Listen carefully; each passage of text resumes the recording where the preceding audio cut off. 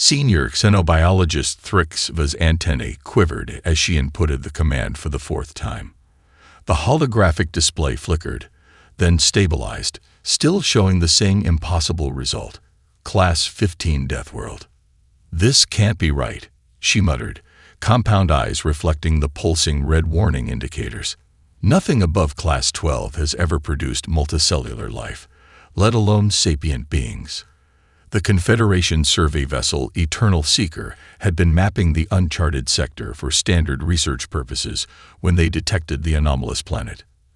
Initial scans had triggered so many emergency protocols that the ship's eye had awakened the senior staff from hibernation 3 cycles early.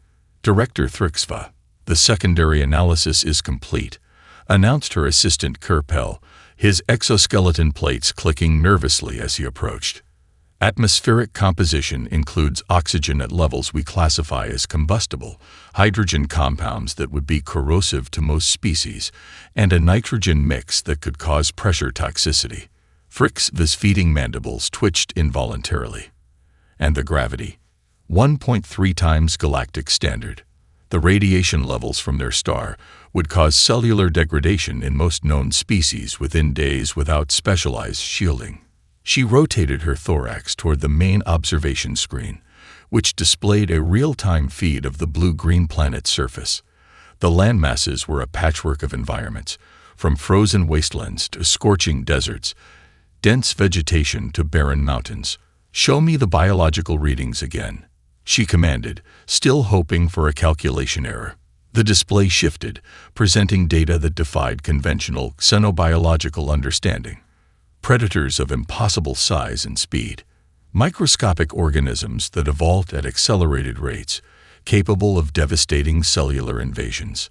Plant life containing compounds that would be lethal neurotoxins to most sentient species.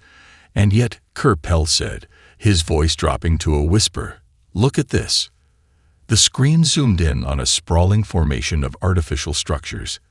Clear evidence of technological civilization.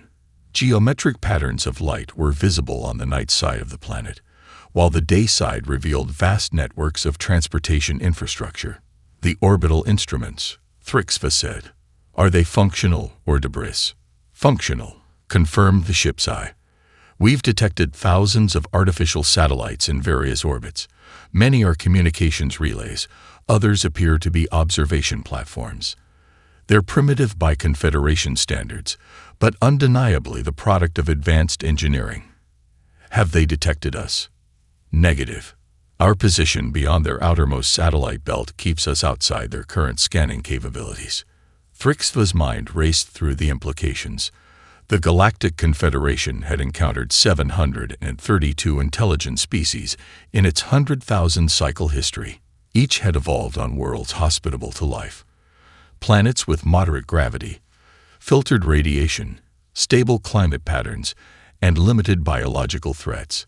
Even Class 8 worlds, considered harsh by Confederation standards, produced species with extensive environmental adaptations or technological dependencies. But Class 15, it wasn't just the number that disturbed her, it was what it represented. A world so inherently hostile to life that it should be barren. "We're picking up their communications," announced the sensor technician. "Thousands of different transmission types. The translation matrix is struggling, but they appear to call themselves humans." On the screen, a visual feed captured a group of these creatures moving across a landscape that thermal imaging showed varied by more than 30 degrees within a few hundred meters. The bipedal organisms wore minimal protective covering, their exposed skin directly contacting the toxic atmosphere. One looked up, almost as if sensing the observation, and Thrixva felt her Himalayan run cold. The creature's forward-facing eyes held an intelligence that seemed to pierce through space itself. "Initiate emergency council protocols," she ordered, mandibles clicking rapidly. Classification. First contact. Extreme hazard. "We found something impossible. A species that evolved in hell." Commander Zalteth's crystalline carapace refracted the dim light of the observation deck as he studied the Deathworld through reinforced viewports. The silent observer had been in Earth orbit for 27 cycles, hidden behind sophisticated cloaking technology that should have rendered them invisible to the primitive scanning systems below. Should have. "Commander," Specialist Miralon called from her monitoring station, "we're detecting another sweep of high-frequency radar directed at our position." Zalteth's sensory appendages stiffened. "Coincidence? The seventh such coincidence this cycle," she replied, her chromatophores flashing concerned patterns across her epidermis. "They shouldn't have the capability to detect us, yet their scanning patterns have become increasingly focused." He turned back to the view screen, where a live feed showed a coastal city illuminated by millions of artificial lights. The humans moved through their environment with casual disregard for its dangers, walking unprotected through temperature variations that would require specialized equipment for most Confederation species. "Show me the athletic event again," he ordered. The display shifted to one of the most disturbing observations they'd documented. Humans deliberately subjecting themselves to extreme physical stress for what appeared to be entertainment. Dozens ran across burning sands under a radiation-spewing star, their bodies losing critical fluids that they casually replaced with simple water ingestion. "They call it a marathon," explained cultural analyst Vexper. "Based on intercepted communications, they appear to be commemorating an ancient messenger who ran until near death to deliver military intelligence." "They celebrate self-destruction?" asked Zalteth. "They celebrate endurance," corrected Vexper. "Our psychological models suggest humans derive satisfaction from voluntarily experiencing hardship. They expose themselves to temperature extremes in what they call saunas and ice baths. They consume caustic chemical compounds for pleasure, spicy food, and alcohol.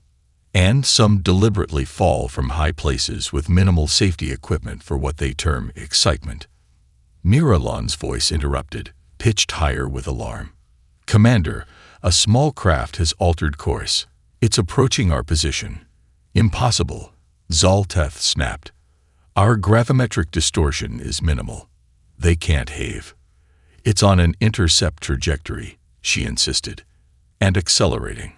On the tactical display, a small blip representing an Earth vessel moved with purpose, not the random patterns of orbital debris or standard satellite maintenance. This was deliberate. "Evasive maneuvers," ordered Zalteth. "Increase cloaking field density." The silent observer trembled as its engines engaged for the first time in months. The ship slid sideways in space, positioning the moon between themselves and the approaching craft. "They're adjusting course to compensate," reported the tactical officer, his voice vibrating with disbelief. "And, Commander, we're being hailed." "They can't possibly know our communication frequencies," Zalteth began, but fell silent as the view screen activated without command. The face that appeared belonged to one of the Deathworlders, a female, based on their research. Her skin was darker than some they'd observed, her cranial filaments secured tightly against her head. Most disturbing were her eyes. Direct, unblinking, and utterly without fear. "Unidentified vessel," she said, her words flowing through the translation matrix with unsettling accuracy. "This is Captain Maya Rodriguez of the United Earth Space Command. We've been monitoring your observation of our planet for the past 3 months. Your cloaking technology is impressive, but your engine emissions have a distinct signature." Zalteth's sensory ridges flared in shock. The humans shouldn't have the technological capability to detect their presence, let alone identify specific emission patterns. "We've respected your apparent desire for non-interference," the human continued. "But our patience has limits. We are extending an invitation for formal contact." Her facial muscles shifted in what their database identified as a smile, a supposedly non-threatening expression that nevertheless displayed the predatory teeth typical of their species. "We're coming alongside your vessel in 10 minutes. I suggest you prepare your airlock for visitors. We've analyzed your hull composition and brought appropriate interface technology." The smile widened, showing more teeth. "Don't worry. We come in peace." The transmission ended, leaving the observation deck in stunned silence. "Commander," whispered Vexper, "the Confederation protocols for Class 15 worlds strictly forbid direct contact." Zalteth stared at the approaching vessel, now clearly visible on their scanners. The realization struck him with icy clarity. They had been studying the Deathworlders, believing themselves invisible observers of dangerous but primitive beings. All along, the humans had been watching them back. Dr. Eleanor Chen gripped the handhold as the shuttle banked sharply, aligning with the alien vessel's hull. Through the viewport, the extraterrestrial craft resembled a matte black tundra, its surface absorbing light rather than reflecting it. No wonder ground-based telescopes had missed it. 30 seconds to contact, announced the pilot, Lieutenant Keshif. His hands moved with practiced precision across the controls. "Magnetic seal looks good. Their hull material is compatible." Eleanor nodded, fighting the knot in her stomach.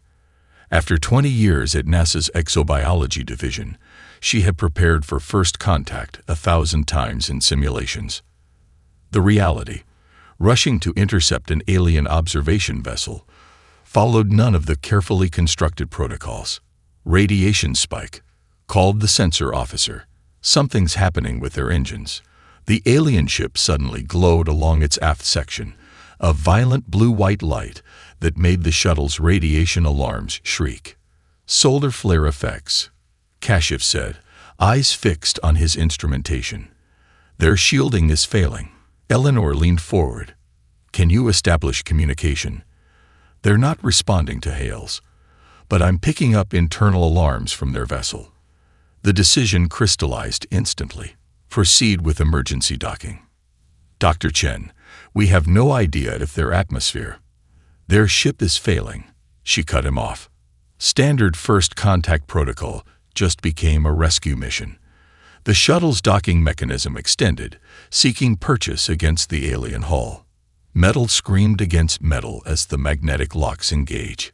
"Seal confirmed," reported Kashif, "but we can't pressurize the airlock. Their systems aren't responding." Eleanor grabbed an emergency environment suit from the bulkhead locker. "How long until complete shield failure?" 7 minutes. Maybe less. That's all I need." She sealed the helmet and checked the oxygen supply. "Lieutenant, you're in command until I return. If I'm not back in 6 minutes, disengage and retreat to safe distance." "Dr. Chen, that's an order." She stepped into the airlock. Humanity's first contact won't be finding their bodies floating in space. The outer door opened, revealing the alien ship's hull. Eleanor activated her magnetic boots and moved carefully toward what appeared to be an access panel. The radiation meter on her wrist blinked amber, then red. The access panel featured no obvious opening mechanism. Eleanor placed her gloved hand against it, feeling for seams, then activated her suit's universal tool. The cutting laser made short work of the outer locking mechanism. As the panel swung open, alien atmosphere hissed past her, crystallizing instantly in the vacuum of space. The opening revealed a cramped chamber filled with blinking displays and 3 small chitinous beings. Their compound eyes widened at her appearance. Eleanor pointed to her chest. "Human," she said, knowing they couldn't understand. "Friend." She gestured urgently toward the shuttle. "Your ship is failing. Come." The aliens' translucent exoskeletons trembled, whether from fear or radiation sickness, she couldn't tell.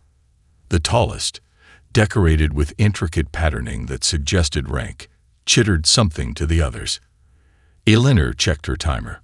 4 minutes remaining. The lead alien approached cautiously, its delicate limbs moving with deliberate precision. It studied her for a moment, then extended a 3-fingered appendage toward her outstretched hand. The connection felt momentous, even through her glove. First physical contact between species. Then alarms blared from deeper within the alien vessel. The leader's compound eyes shifted, communicating urgency to its companions. It pointed toward the shuttle and made a sweeping gesture that needed no translation. "Go. Now." Eleanor led them through the airlock, relief flooding through her as the inner door sealed behind them. Lieutenant Keshif's eyes widened at the sight of the three aliens huddled in the cramped compartment. "Disengage and pull back," Eleanor ordered, stripping off her helmet. "Their ship's going critical." As the shuttle retreated, the alien vessel's engine core flashed once, brilliantly, before imploding into itself. Not an explosion. Something more controlled, as if designed to leave no trace. The alien leader watched through the viewport, its compound eyes reflecting the dying light of its ship. It turned to Eleanor, producing a small device from a compartment in its exoskeleton. The device projected symbols that shifted and reformed until recognizable letters appeared. Gratitude. Eleanor smiled despite herself. First contact had happened nothing like the simulations, but perhaps better than anyone could have planned. "Welcome to humanity," she said softly. "I hope we didn't disappoint." Ambassador Krell-Zur's environmental suit hissed with each step as he proceeded down the corridor of the United Nations building. The filtration systems worked overtime to process Earth's oxygen-rich atmosphere before it reached his respiratory membranes. Behind his crystalline faceplate, his mandibles clicked nervously. "The protective measures are unnecessary," insisted his human escort, UN Secretary-General Okafor. "We've analyzed your physiological requirements extensively. This section has been adjusted to approximate your homeworld conditions." "With respect, Secretary-General," Krell-Zur replied through his translator. "Your world hosts approximately 1.7 trillion distinct microbial species. The mildest of your common colds could devastate our biology." Okafor nodded, a gesture Krell-Zur had learned indicated understanding rather than submission. "Fair enough, though I can't help noticing your research team studied us for months without such concerns." "A miscalculation that nearly proved fatal," Krell-Zur admitted. "Commander Zalteth's recovery remains uncertain." They entered the conference room, where representatives from Earth's major governments waited. Krell-Zur noted their diversity of melanin levels, facial structures, and body types. Remarkable variation for a single species. Evolutionary adaptation to Earth's wildly different biomes, he supposed. "Before we begin," Krell-Zur said, activating his presentation matrix, "the Confederation Council has authorized me to share limited information about galactic civilization." The holographic display filled the center of the room, showing thousands of star systems connected by transit lines. The Galactic Confederation encompasses 1,274 spacefaring species across approximately 15,000 habitable worlds. Most evolved on planets classified between Class 2 and Class 8, environments with moderate gravity, filtered radiation, and limited biological threats. He manipulated the display, highlighting a small section near the galactic rim. "Your solar system exists here, previously unmapped due to its location in a region with unusual stellar density." The human representatives leaned forward, studying the display with intensity that made Krell-Zur uncomfortable. Their forward-facing eyes, a predator trait, seemed to dissect the information hungrily. "And Earth's classification?" asked the Chinese premier. Krell-Zur hesitated. "Class 15. The highest designation ever recorded for a world supporting complex life." He expected shock or dismay. Instead, several humans exchanged glances that his cultural database identified as pride. "To put this in perspective," Krell-Zur continued, "most Confederation citizens could not survive on your world for more than a few minutes without extensive protection. Your gravity would crush their internal organs. Your atmospheric pressure would rupture their respiratory systems. Your bacteria would overwhelm their immune responses. Yet you find us fascinating," observed the European Union president. "Enough to risk observation." "Scientific curiosity," Krell-Zur acknowledged, though the council now questions that decision. A woman at the end of the table, Dr. Eleanor Chen, who had rescued the observation team, raised her hand. "You mentioned there are 1,274 spacefaring species. How many evolved on worlds above Class 10? Krell-Zur's compound eyes shifted uncomfortably. "Prior to discovering Earth, none." Murmurs spread through the room. Krell felt the diplomatic situation slipping from his control. "Ambassador," Okafor said, leaning forward, "we've provided your research team complete access to our historical records. I suspect you've discovered something concerning." Krell's mandibles clicked rapidly, a nervous tell he couldn't suppress. The xenopsychologists had indeed made disturbing findings. Earth's species had engaged in continuous warfare throughout their development. Their technology had advanced most rapidly during periods of global conflict. They had nearly destroyed themselves multiple times with increasingly powerful weapons. "Your species' development has followed unusual patterns," he admitted carefully. "You're afraid of us," said the Russian president bluntly. "The Confederation has protocols regarding potentially aggressive species," Krell replied, selecting each word carefully, "especially those from extreme environments." "Quarantine protocols?" Okafor asked, eyes narrowing. Before Krell could formulate a diplomatic response, alarms blared throughout the building. A human aide rushed into the room, whispering urgently to Secretary General Okafor, whose expression darkened immediately.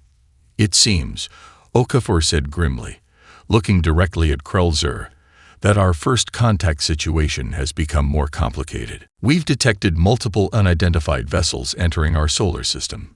He raised an eyebrow. "Friends of yours, Ambassador?" Krell's blood ran cold as the tactical display showed the approaching ships. The distinctive wedge-shaped formation was unmistakable.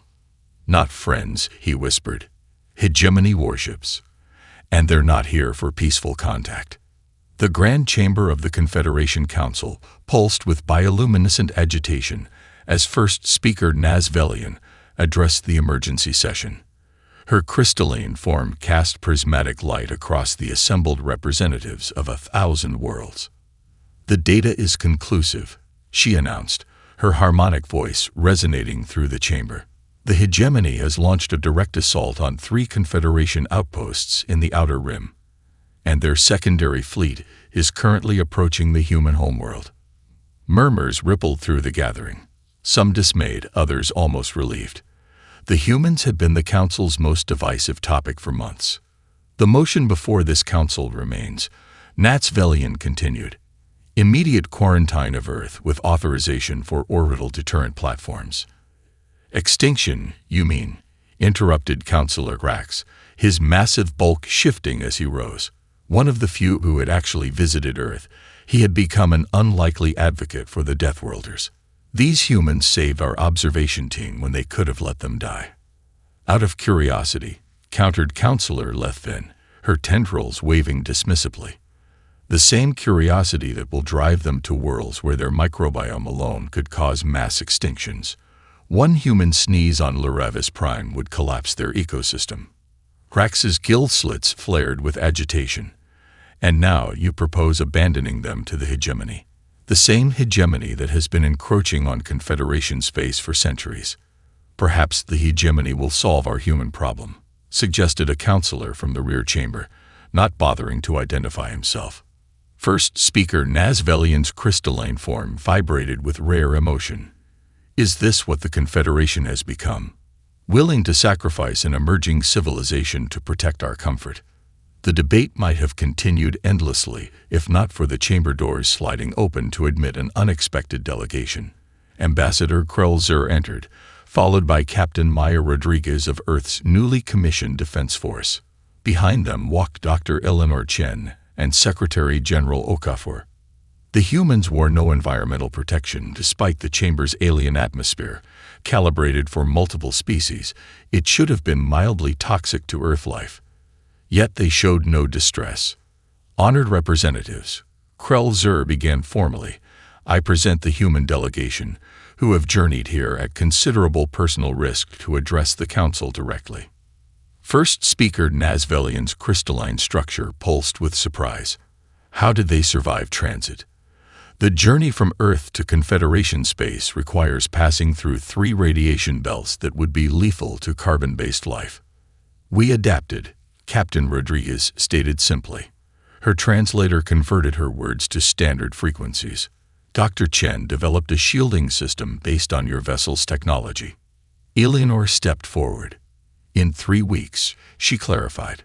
A shocked silence fell across the chamber. Such an adaptation would have taken Confederation engineers years.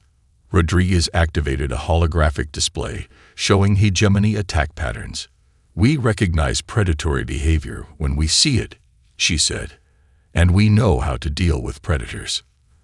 The tactical analysis she presented, compiled in days rather than the months the Confederation's military would require, identified weaknesses in hegemony strategy that no one had recognized. The council chamber buzzed with conflicted anxiety. We offer an alliance, Rodriguez concluded, not because we need you, but because allowing the strong to prey on the weak is something humans have learned to despise. First Speaker Nazvelian's resonance patterns revealed a new emotion, one rare in Confederation discourse. Fear, but not of the humans standing before her. And if we refuse your assistance, Captain Rodriguez's smile didn't reach her eyes. Then we'll stay on our Deathworld, develop our own FTL technology.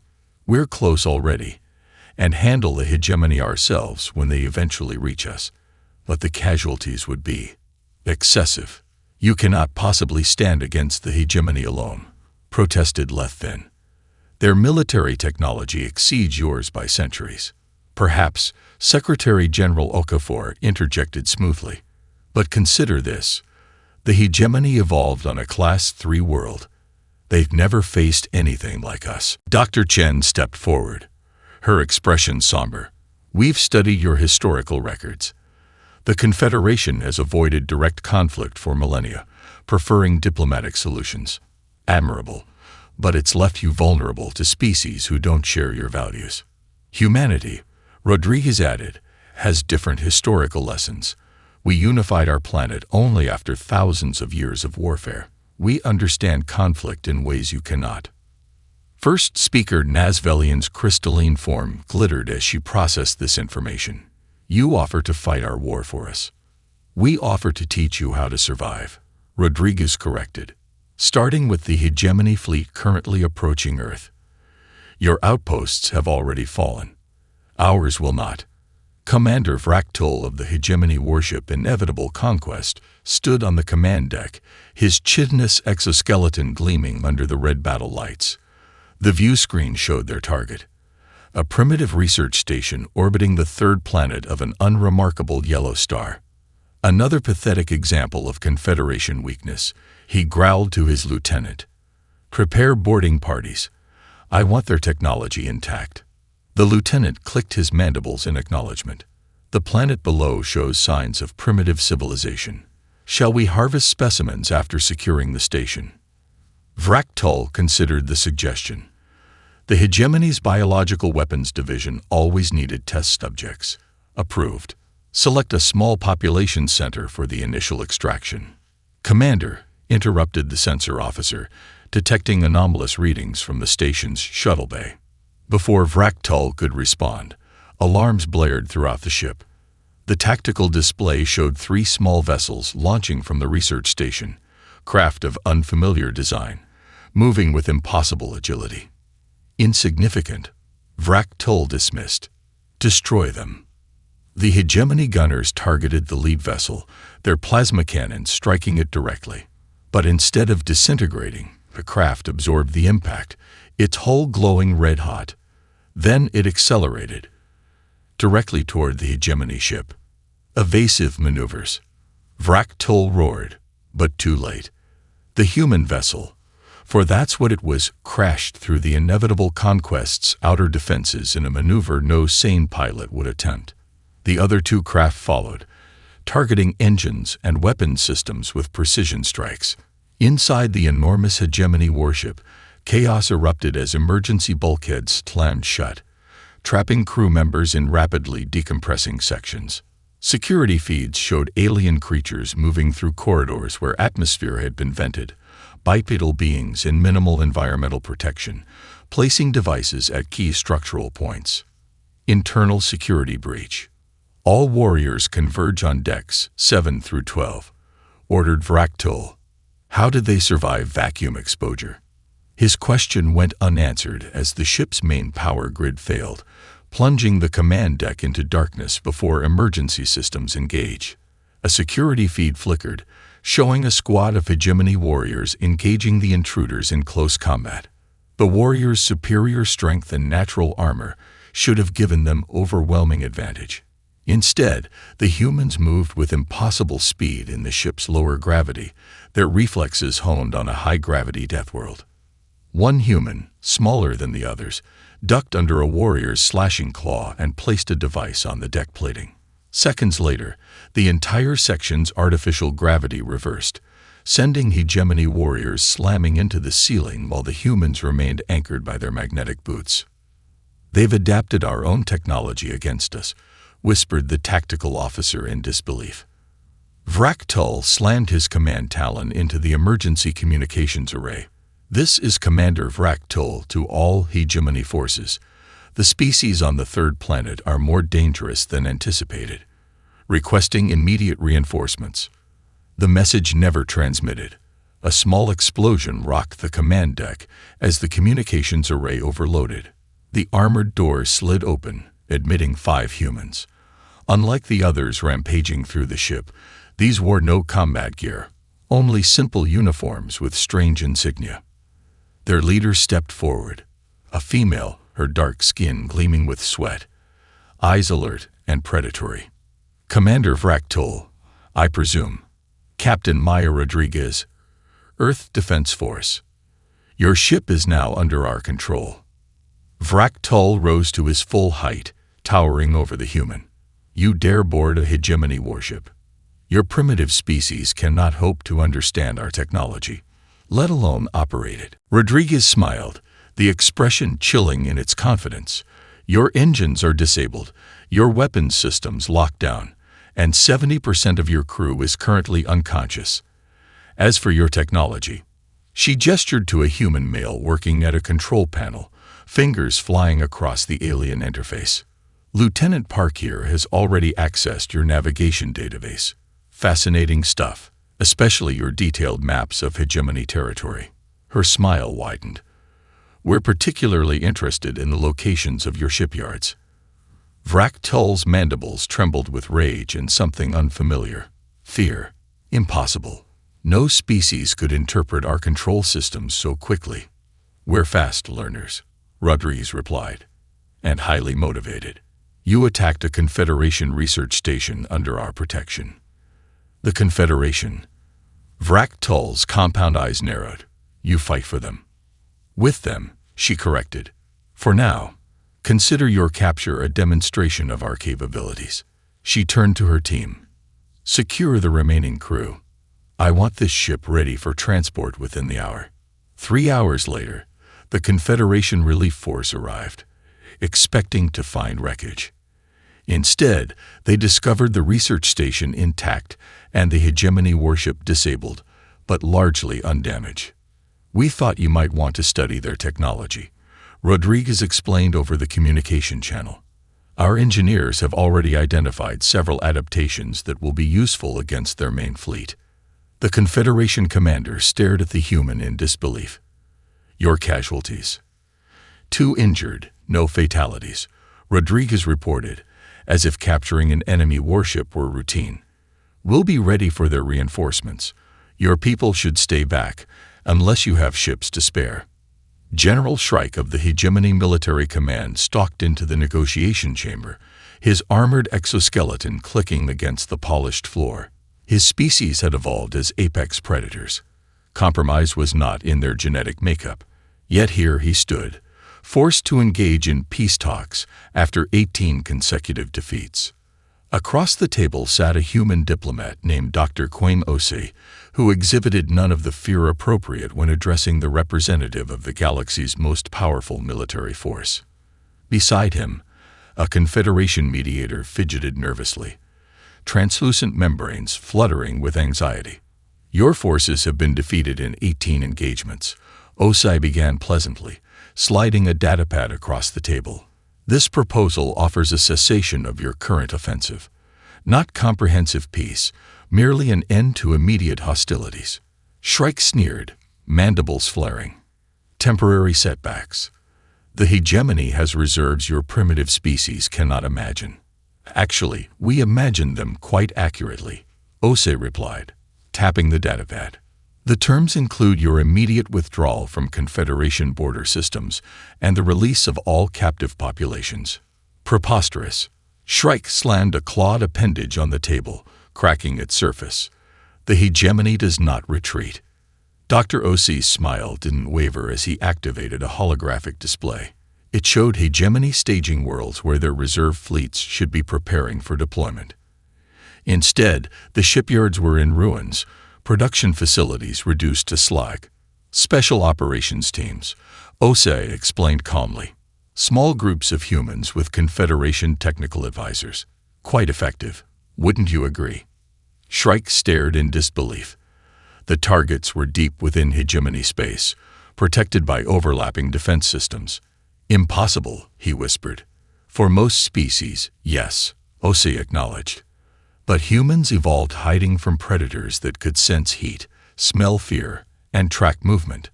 We became very good at infiltration. He leaned forward, his smile finally fading. The Confederation wanted to negotiate before we deployed our more aggressive options. The implied threat hung between them. Shrike had reviewed the classified reports. Human soldiers continuing to fight after sustaining injuries that would incapacitate any hegemony warrior.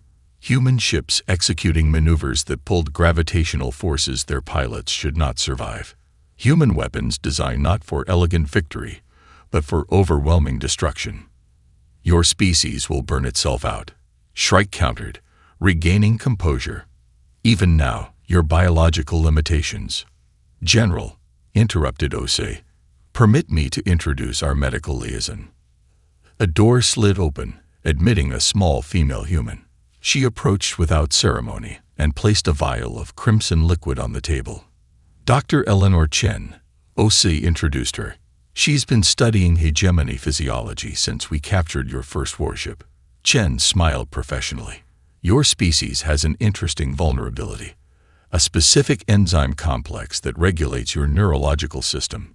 This compound, she tapped the vial, triggers a cascade failure in that complex. Shrike's compound eyes fixed on the vial. You wouldn't dare use biological weapons. The Confederation forbids. The Confederation does, Chen agreed. Humans, however, developed biological warfare millennia ago. We abandoned it for ethical reasons, not technical limitations. Her expression remained clinical. We could aerosolize this compound and deploy it throughout hegemony space within a week. Instead, we're choosing negotiation. For the first time in his military career, General Shrike recognized the unfamiliar sensation creeping through his nervous system. Fear. Why? He demanded. If you possess such capabilities, why offer terms at all? The Confederation mediator finally spoke, voice trembling. Because I begged them to. These humans, they understand mercy in ways neither of our species comprehend. Ose nodded. We could destroy the hegemony, General, but we'd prefer to show you a better path. Later, aboard his flagship, Shrike reviewed the terms again. The demands were surprisingly moderate: withdrawal from conquered territories, reparations to affected populations, and technology restrictions, but no regime change or surrender of hegemony sovereignty. His second-in-command approached cautiously. Your orders, General. Shrike stared at the holographic display showing the human fleet, smaller than the hegemony armada, but flanked by Confederation vessels. An impossible alliance between the galaxy's oldest civilization and its most terrifying newcomers. Send the acceptance signal, Shrike ordered, and begin evacuation of occupied systems. Sir, the officer's mandibles clicked in confusion. We're accepting their terms. We're surviving, Shrike replied.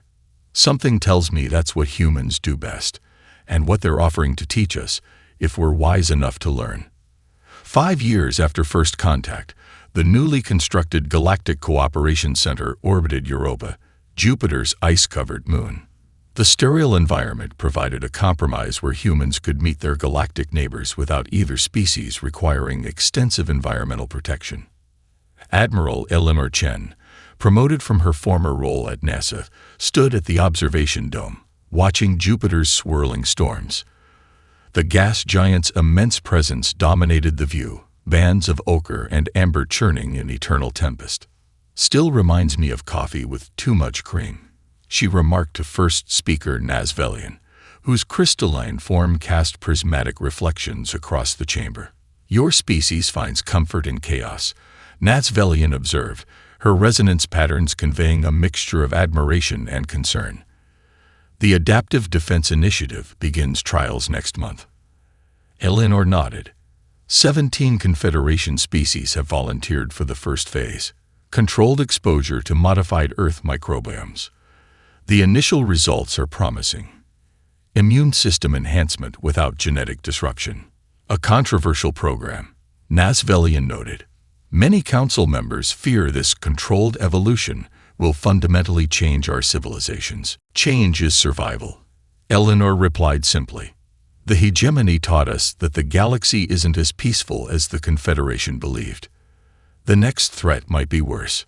Their conversation was interrupted by a young human diplomat rushing toward them, face flushed with excitement, a physiological response that still disturbed many Confederation species. "Admiral," first speaker, "the Proxima Centauri expedition has returned." In the docking bay, Captain Maya Rodriguez stepped from her ship, now bearing both Earth and Confederation insignia. Behind her followed a delegation of beings never before encountered, tall, graceful creatures with iridescent skin and multiple limbs that moved with fluid precision. "May I present the representatives of the Lumina Collective," Rodriguez announced, a civilization that evolved on a Class 13 Deathworld beyond Proxima Centauri. The chamber fell silent. Another Deathworld species, one that developed interstellar travel independently. Later, in the privacy of the council chamber, the Lumina ambassador addressed the assembled representatives, her translator converting musical tones to standard speech. "We have observed your alliance with interest," she said. "For millennia, we believed ourselves alone, the only species capable of surviving harsh evolutionary pressures while developing technology and art." She turned to Eleanor, compound eyes shifting in patterns that expressed deep emotion. "We withdrew from early exploration when we discovered how fragile other life forms were compared to us. We feared we would destroy what we sought to understand." Eleanor nodded in understanding. "Humans nearly made the same choice. But you didn't," the ambassador continued. "Instead, you found a middle path, sharing your strength while learning restraint." Her gaze swept across the council. The hegemony's defeat has echoed across nearby star systems. Other aggressive collectives have noted your unlikely alliance. First speaker Nazvelian moved forward, crystalline form resonating with formal tones. "The Confederation has existed for 20,000 years, believing our path of cooperative evolution was the only successful model. We were wrong." The records of that historic meeting would later mark the founding of what became known as the Crucible Alliance, species forged in the extreme conditions that the Confederation had long avoided. Within decades, dozens of previously unknown Deathworld civilizations joined, each bringing unique biological and cultural adaptations. The classification system that had once categorized Earth as a threat was revised to recognize that evolutionary challenges created strengths. Research outposts were established on Earth, where other species could study human biology and culture under careful protocols. The Adaptive Defense Initiative eventually expanded to include voluntary genetic enhancements from multiple Deathworld species, Lumina regenerative capabilities, human immune system adaptability, and resistance traits from a dozen other newly discovered civilizations. When the first transgalactic vessels were launched a century later, they carried mixed crews of both traditional Confederation species and Crucible Alliance members, the former providing their deep understanding of cooperative society, the latter their resilience in facing the unknown. Admiral Chen, long since retired but preserved through medical advances developed in collaboration with Lumina Biotechnology, attended the launch ceremony from her home in the Himalayan mountains. As the massive ships rose into Earth's sky, a young Confederation diplomat approached her. "Is it true?" the diplomat asked, exoskeleton gleaming in the mountain sunshine, "that you once told the first speaker that humans would have survived without the Confederation's help?" Eleanor smiled, the wrinkles around her eyes deepening. "Probably. Deathworlders are stubborn that way." She watched the ships vanish into the blue. "But survival isn't the same as thriving. That's what we taught each other, the Confederation and Earth." She gestured toward the diplomat's transparent environment suit, far thinner than the bulky protection required years earlier. "Your ancestors couldn't breathe our air. Soon, your children may swim in our oceans." "Evolution's edge," the diplomat said, quoting the famous human phrase. Eleanor nodded. "Not survival of the fittest, but survival of the most adaptable." She turned back to watch the ship's contrails dissipating against the impossibly blue sky of the Class 15 Deathworld that had shaped humanity's destiny. "And now we adapt together."